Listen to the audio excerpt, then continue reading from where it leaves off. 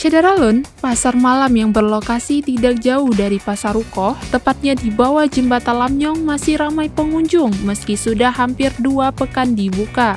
Pasar malam ini dibuka di Lamnyong, tepatnya berada di ujung bawah Jembatan Lamnyong, Darussalam, Banda Aceh.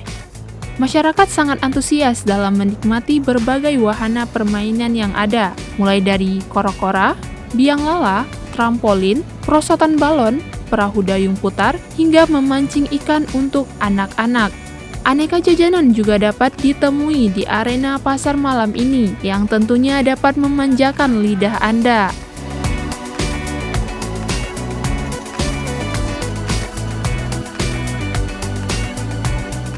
Bagi Anda yang ingin menikmati wahana atau jajanannya, segera datang ke pasar malam yang berada tepatnya di bawah Jembatan Lamnyong. Dibuka dari pukul 8 sampai 23 waktu Indonesia Barat.